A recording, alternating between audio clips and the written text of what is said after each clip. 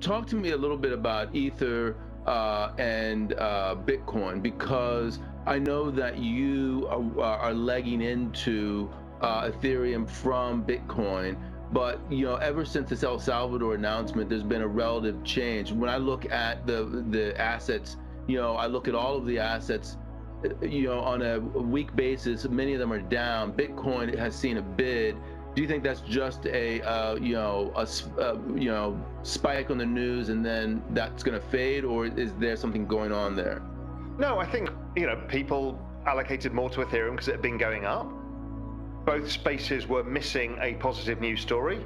Bitcoin gets the news story. People reallocate money from Ethereum into Bitcoin. Pretty normal stuff. And the ETH Bitcoin cross went quite far. It's got a significant resistance at about 0.08. I think once it breaks that, it goes much, much higher. But I think a correction where Bitcoin outperforms for a few months, 2 months, 3 months, I think would be healthy and normal. I think then we start coming in to the new ETH 1559 token and the changes that's probably a pretty good story for ETH. So I think ETH tends to outperform. We had Kirill Sokolov interviewed Joey Krug on the platform. Great interview as ever. What's amazing is Kirill's been around a long time. He's not a spring chicken, but he's been all, and many people consider him, from traditional financial markets. He's been all over this crypto thing for a long time. Him and I are good friends, and I've always been amazed about his thought leadership in this space. So he interviews Joey Krug as the opposite end of the age group and as an equal outperforming success. And Joey was actually talking, his view as well is probably that Ethereum outperforms as we start moving into this early next year into the proof of stake mechanism. It'll probably be a buy the rumor, sell the fact. You get there and then it's all in the price. But so I think it's Bitcoin first, then ETH, and when ETH goes, all of the tokens go up as well. So we're going to see some crazy times ahead. I'm still remain extremely positive. The Bitcoin correction question, I've said all the way through, you're going to expect a 50% correction in the middle of this. We've had a 50%. Could it go to 60%? Is it finished here? Who knows? But it's going to take a while to digest, so it's not going to rally and go in a V shape.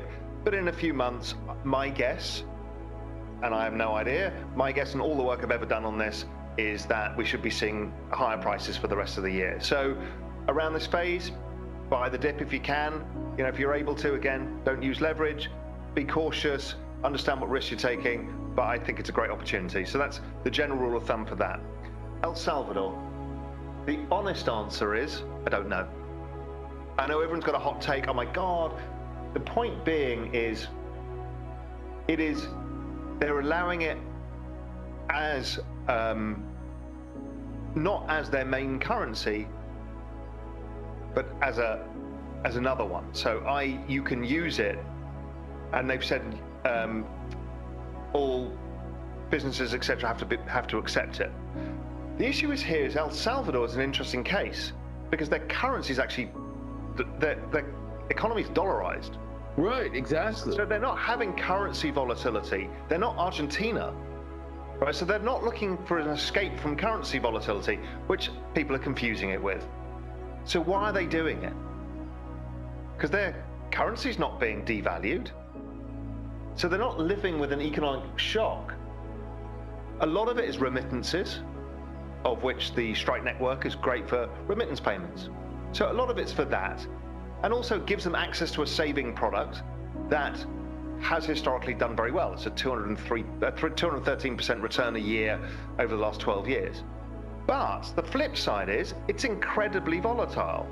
So if you're a poor farmer and you've suddenly made what looks like $1,000 because you put your savings in Bitcoin and it's gone up 300%, and then your savings fall by 70% in the crypto winter, that's going to scare a lot of people. And if they're not used to currency volatility because they've got a currency board now, I'm not sure how good that is. I think it's interesting. I think people will figure out how to use it, what its use case is. The point being is everyone jumps to a conclusion. I'm not going to jump to a conclusion. I think at the margin, it's good for Bitcoin. Clearly it's driving the narrative. Clearly a bunch of other countries are looking at it. I've confirmed conversations on that front as well. Everybody's looking at this. People are trying to figure out how it works for them. And that's great. Is this the panacea? Is this the great, a nation moving into Bitcoin? No. But I tell you what was genius out of it, is everybody's now started using volcanoes. Bitcoin is a volcano, because when it came to, well, you should mine this for your reserves, now it gets interesting. Should an economy like El Salvador have Bitcoin in their reserves? Without question, they should. But how do they get it? Without spending other money from their reserves, and they probably don't have enough reserves. And the nice part is they figured out they can mine it because they got volcanoes, and those volcanoes have massive geothermal springs. So basically free green electricity.